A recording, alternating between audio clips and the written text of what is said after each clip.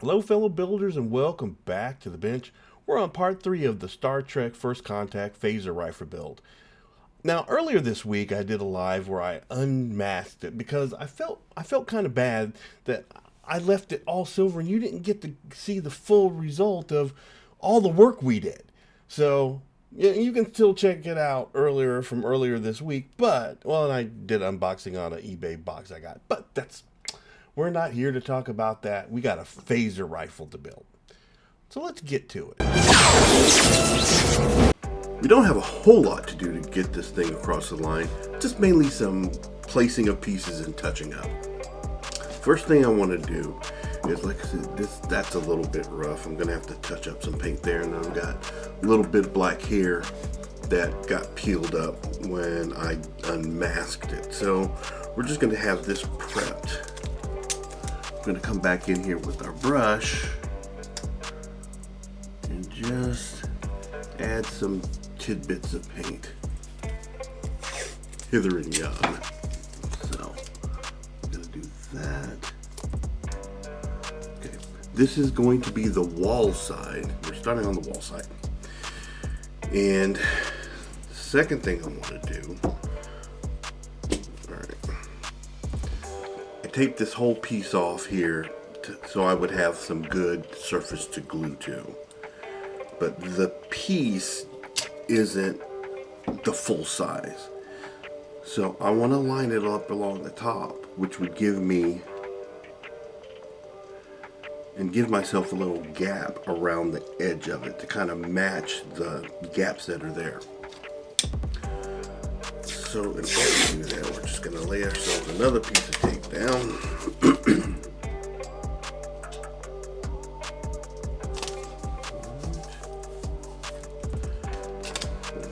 Piece right where we want it.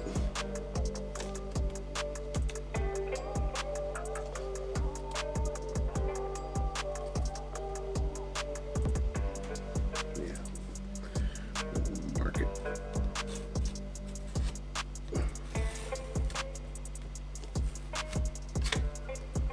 And then we're gonna cut it. It doesn't have to be exact here, because we're not going to glue all the way up to the line.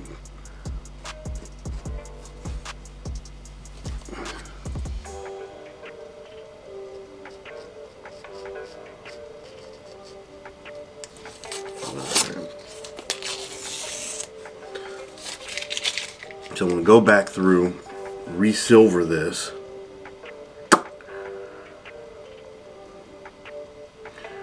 This is where the glue is going to go, and then that'll go on top. I might take a little bit of creative license here because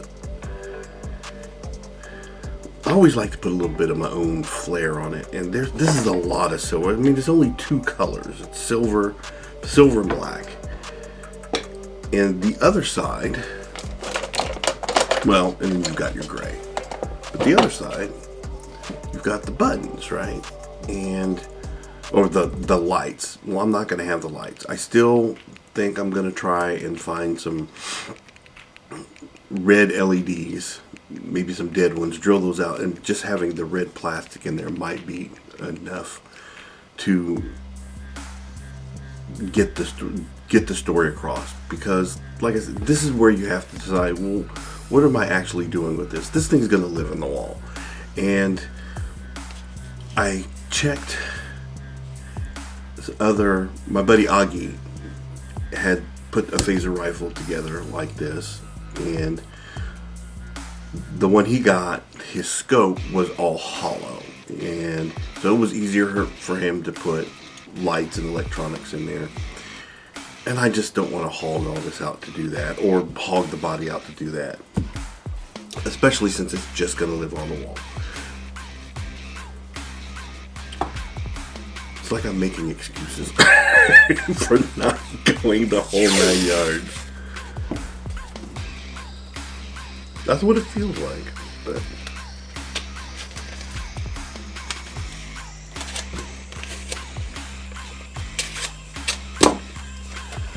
so, what we're going to do. This is a piece of tempered glass. I'm gonna put. Ew. That might be an issue.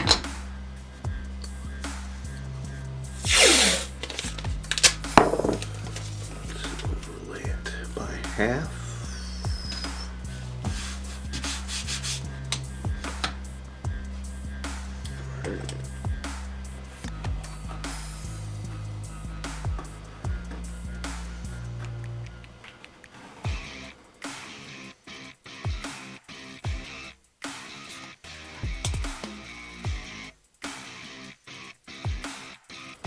The reason I'm doing this for that is because I want to use, careful, I want to use contact adhesive on that. And to prevent the contact adhesive from going places I don't want it, from masking the area off.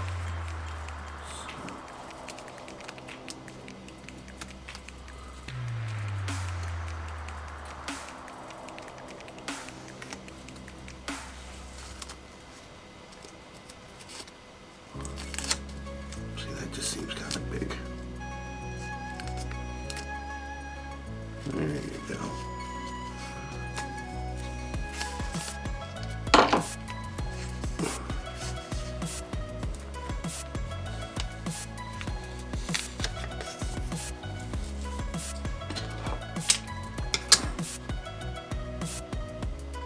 Yeah. Okay. So I can perfect it on the wall side so that when I move to the show side,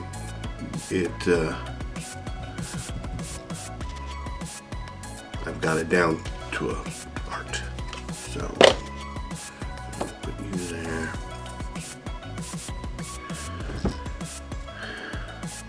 All right, let's get some paint on that and let that start to dry.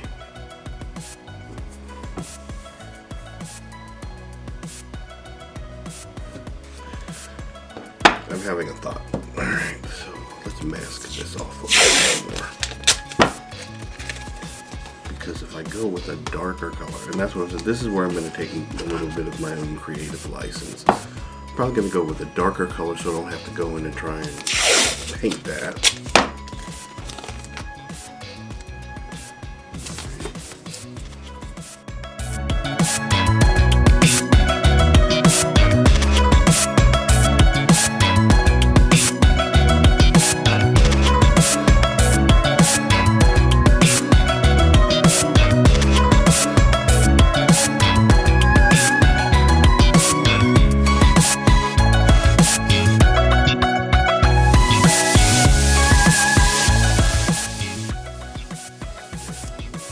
There we go.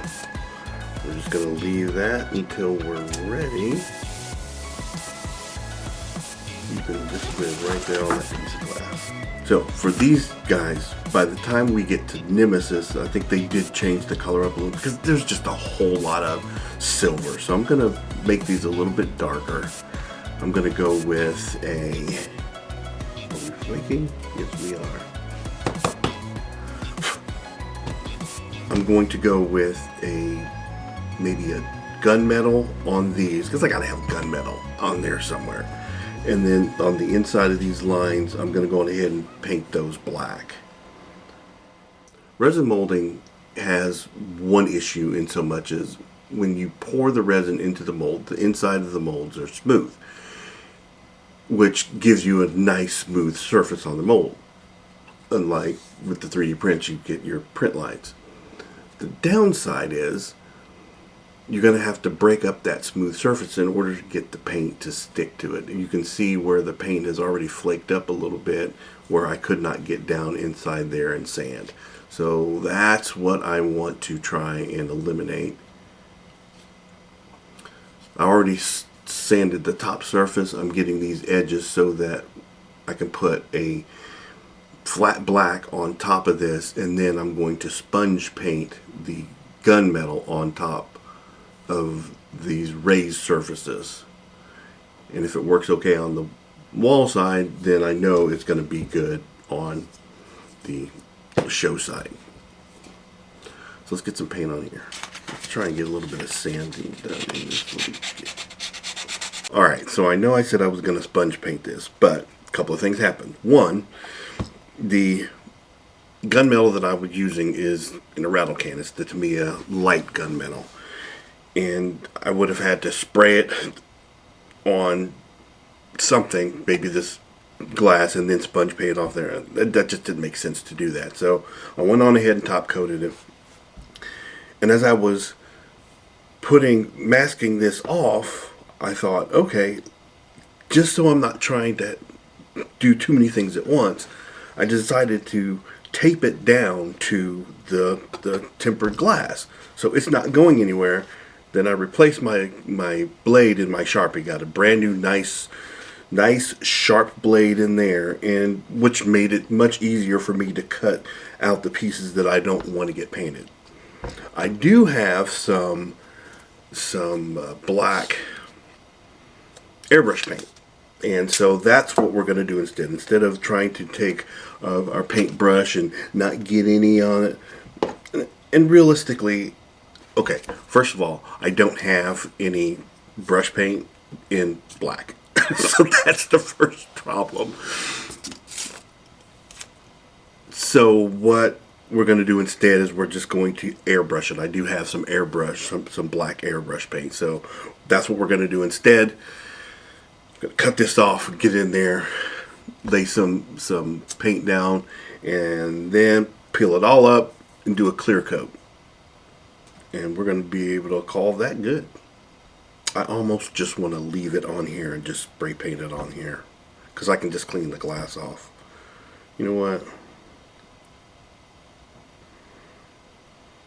Maybe I'll do that. Yep, maybe I'll do that.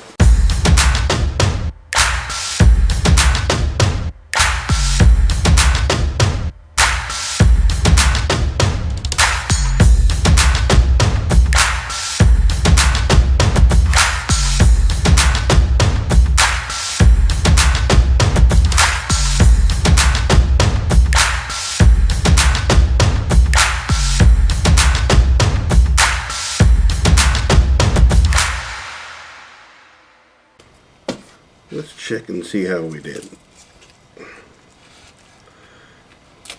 After the paint coat, I went on ahead and did a clear coat.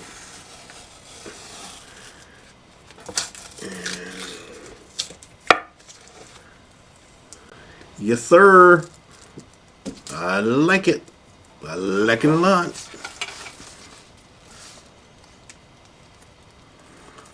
Let's look at this guy too.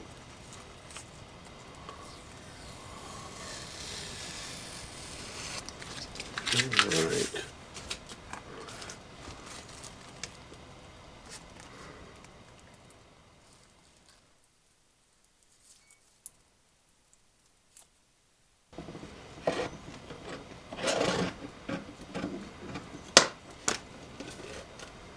Woo!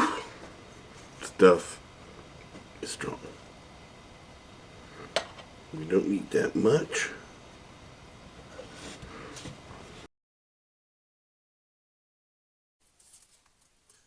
Alright, we're gonna do that, you know. And while we have it out, we might as well get this done as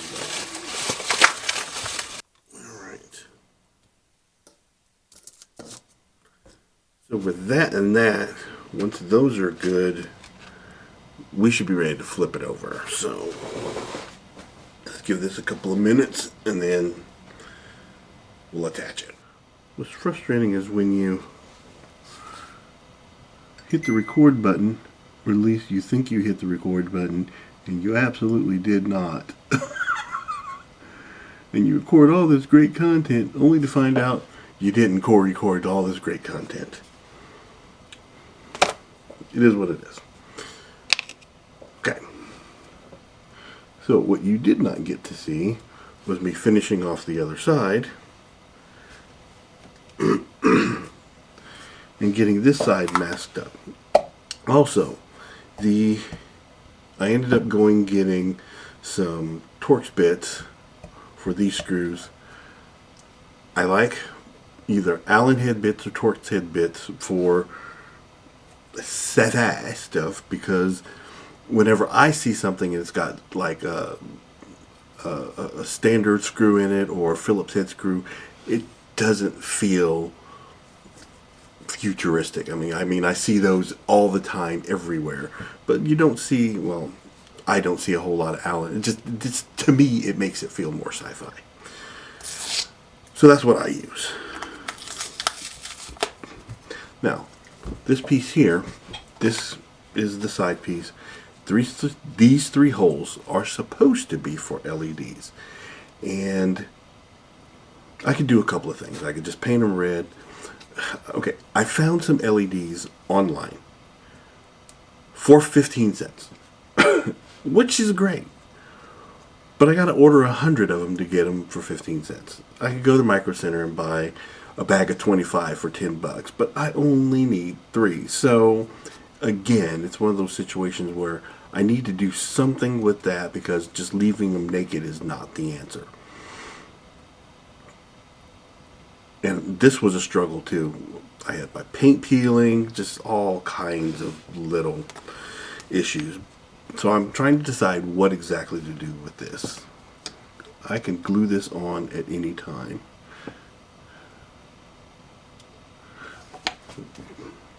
I need to touch up my paint a little bit here on the back end too.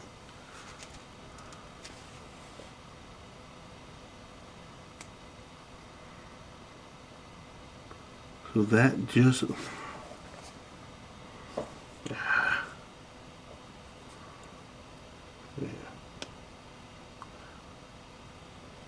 So the only thing that leaves us with is the scope. I forgot this piece. I forgot. So this piece is right there. Okay. Alright. Other than, I think what we're going to do, we're going to just go on ahead and glue the scope on top and worry about the sight later, because I'm not entirely sure that I really need a sight in there at the moment. Again, it's just going to live on that wall, and I might just use a decal and some clear plastic. I need to see if I have any clear plexi that I can use. But I don't need to. Oh, and the buttons. Buttons. Let's see if we can get this glued on. If not for no other reason, to make us feel better. To feel like we're getting something accomplished.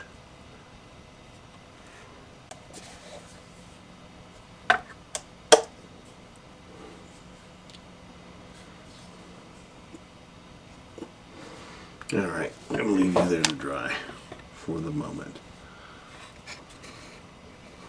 The current problem we have is buttons. Normally what I would do is go into Fusion 360 and make a button and then print it out, you know. But I had a thought. I measured it with the squares with my calipers, and they came up to be about 10 millimeters. And I'm like, well, let's see if I have any styrene. And I have this 9.5 millimeter square styrene. And so I thought I could cut myself some little forms, glue them down to a piece of styrene, flat sheet styrene, fill it with the resin, and cure it. Then all I have to do is like shape it with the Dremel, and I wanted to be chrome anyway, and I can use my chrome pen to chrome them up, because I don't want to always jump to Fusion 360. I'm taking this as an opportunity to, what would I do before I had the 3D printer of Fusion 360? I would have made a button or whatever. So we're going to see how this plays out. Just, just an experiment. If it doesn't work, what have I lost? So let's try that.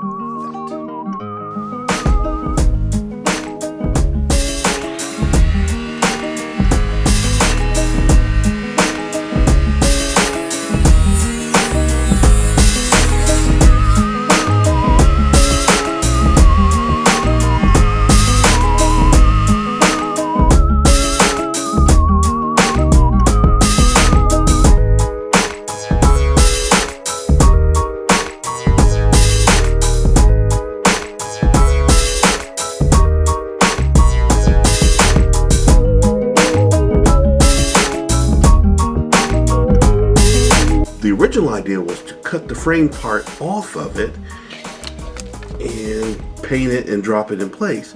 But now I'm thinking maybe leave the frame on there. And so I'm going to wet sand the top of the resin to maybe give it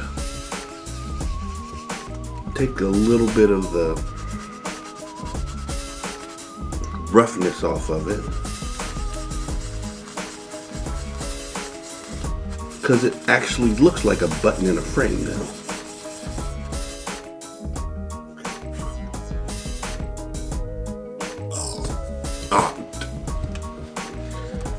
I mean, come on.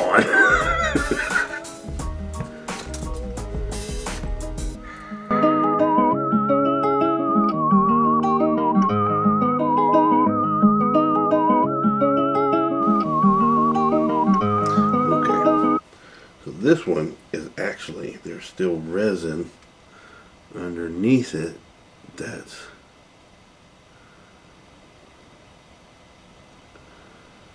not cured. So we're gonna stick you back and get you cured. How are we gonna do that?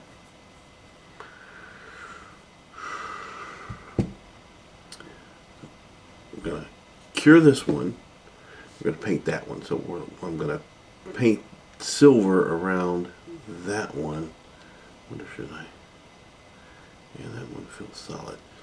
The framework, the styrene, I'm just gonna paint the whole thing silver, and then I'm gonna come in, like I said, with the chrome marker and do the center of it chrome. Let's see how that works out.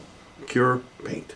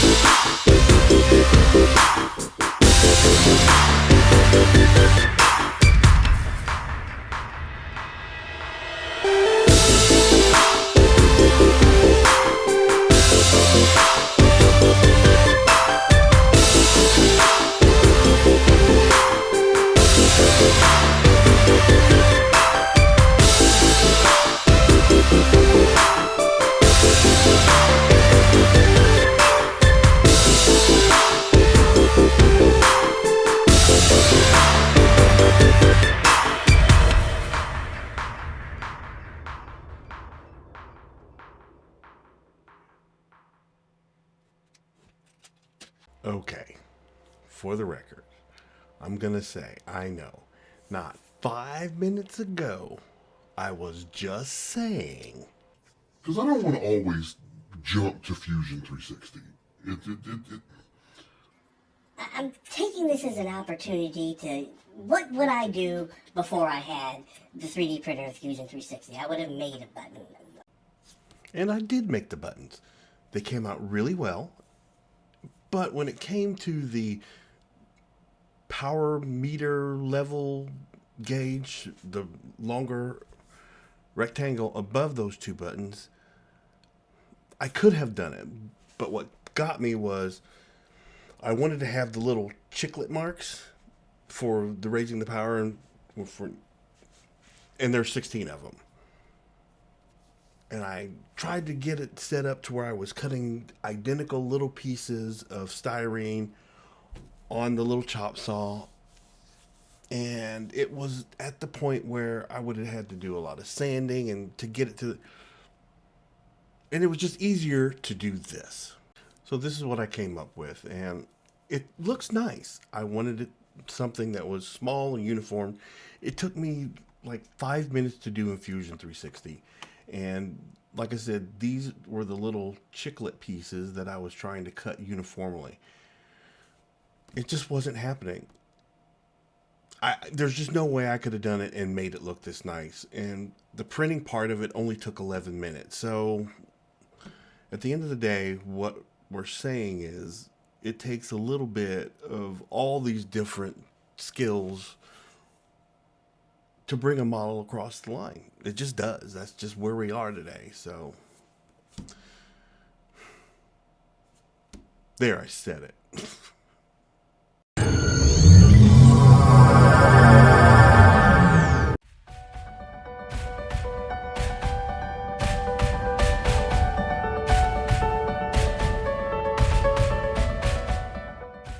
Keeping in mind that this was going to be only a wall display, it's not going into a contest or anything, it came out very well. Like I said, I like using the Torx bits or star bits because it makes it look a little bit more sci-fi. But I didn't go crazy with it. There's seams here that should have been sanded down and done a little bit more, but I'm very happy with the way the button controls came out. It still needs the scope sight in there, and maybe even the lights for the side. But for the most part, for a wall display, I'm very happy with the way this came out. If they came out and said, hey, we need an emergency phaser rifle for this shoot that we're doing in town, I'd be the first one in line saying, I've got one, you can use mine.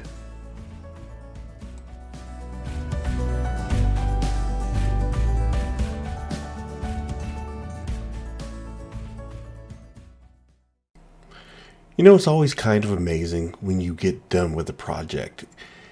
And it happens so incrementally sometimes, you forget where you started.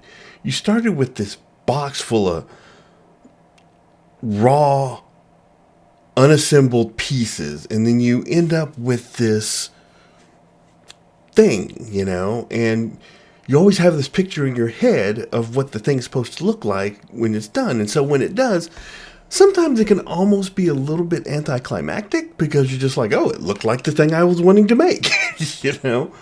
But that all the little things that took you to get there is it can be such a roller coaster ride, and it can take you from the highest of highs to the lowest of lows. And if you're very lucky, when you get to the end, you get a sense of peace that I set out what I accomplished to set out. And I'm very happy with what I ended up with.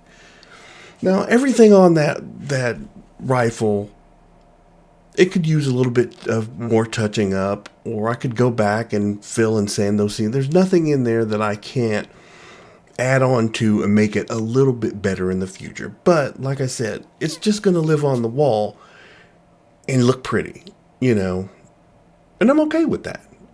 I'm okay with that. Now I can actually focus on the next project, which is going to be a part of my Wonderfest costume for this year. So now that I'm all tranquil and peaceful, I want you to have a little bit of that tranquility and peacefulness. I want you to go get it, and I want you to get it by going and building something. Don't I just look relaxed? Don't you want to feel like this? Yeah, I say that now.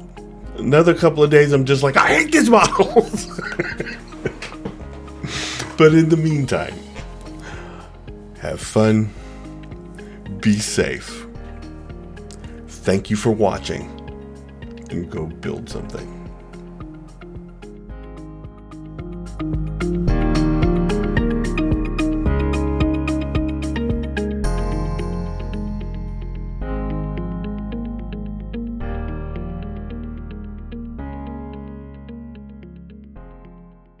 Assimilate this. Pew pew pew pew pew pew pew pew pew pew.